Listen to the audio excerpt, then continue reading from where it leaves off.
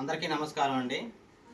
ప్రజాపాలన విజయోత్సవాలు, అవినీతి నిరోధక వారోత్సవాలు జరుపుకుంటున్నటువంటి తెలంగాణ కాంగ్రెస్ ప్రభుత్వానికి, గౌరవ ముఖ్యమంత్రి వర్యులైన రేవంత్ రెడ్డి గారికి, తెలంగాణ ప్రభుత్వ ప్రధాన కార్యదర్శి శాంతికుమార్ గారికి, అవినీతి నిరోధక శాఖ డైరెక్టర్ జనరల్ గారికి విజయ్ కుమార్ గారికి, మరియు తెలంగాణ డీజీపీ గారైన జితేంద్ర కుమార్ సార్ గారికి మా హృదయపూర్వక నమస్కారాలు తెలియజేస్తూ, మీ యొక్క ప్రజాపాలన అని చెప్పంటున్న ప్రజాపాలన కాదు, ఇది ప్రజా పీడిత పాలన పరిహాస్యపు వారోత్సవాలు, అవినీతి ప్రోత్సాహక వారోత్సవాలుగా జరుపుకోవాలని చెప్పని ఈ యొక్క రకంగా మేము ప్రజాపాలన అని చెప్పనే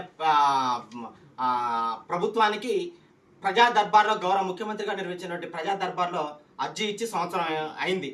ప్రజాపాలనకి ఏడాది అయిన సందర్భంగా అని చెప్పని మీరు గొప్పలు చెప్పుకుంటూ చేసింది ఘోరంతా చెప్పుకునేది కొండంతలాగా ప్రచారం చేసుకుంటూ ఈ రకంగా జనాల్ని అన్యాయానికి అరాచకాలు అక్రమాలు చేయడం ఏ రకమైన సమంజసం కాదని చెప్పని ఈ రకంగా మీకు విజ్ఞప్తి చేస్తున్నాను సార్. అయితే అదేవిధంగా మరియు ప్రపంచంతో పోటీ పడుతుందని చెప్పని గౌరవ ముఖ్యమంత్రి గారు చెప్తున్నారు. ఎక్కడ ప్రపంచంతో పోటీ పడుతుందండి? కుంభకర్ణుడితో నిద్రపోవడంతో పోటీ పడటం తప్ప ప్రపంచంతో పోటీ పడటం అనే దానికి ఏ రకమైన పొంతన పోలిక లేవని చెప్పని మీకు ఈ రకంగా చెప్తున్నాను సార్.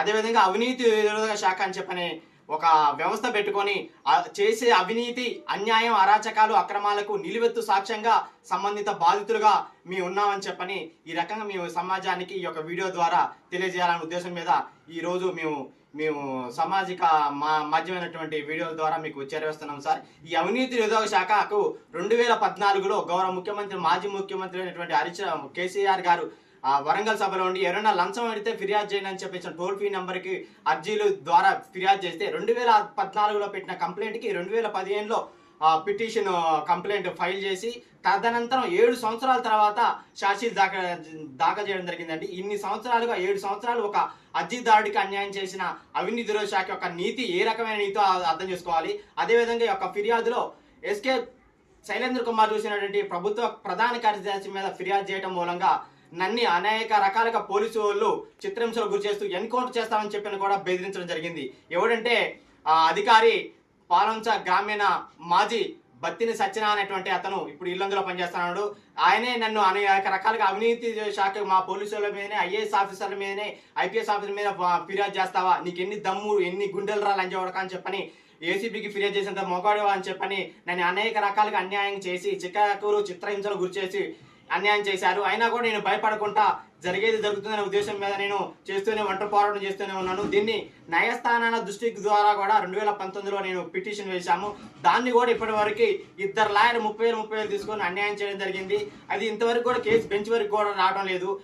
ఈ పరిహాస స్వామ్య వ్యవస్థలో ఏదైనా కొద్ది గొప్ప న్యాయం జరిగే ఉద్దేశంలో న్యాయ వ్యవస్థలు ఉంటే ఆ న్యాయ వ్యవస్థను ఆశించినా కూడా లాయర్ల యొక్క నిలువు దోపిడీ మూలంగా మా యొక్క సమస్యను కోర్టు మొత్తం వరకు కూడా పరిమితి లేకుండా మమ్మల్ని అన్యాయం చేస్తామన్నారు.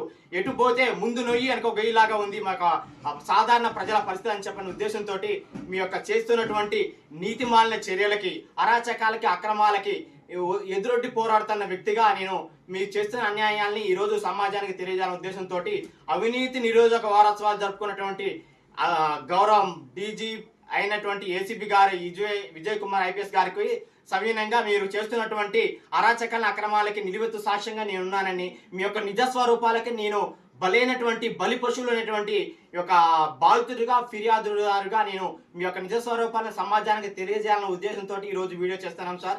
అదేవిధంగా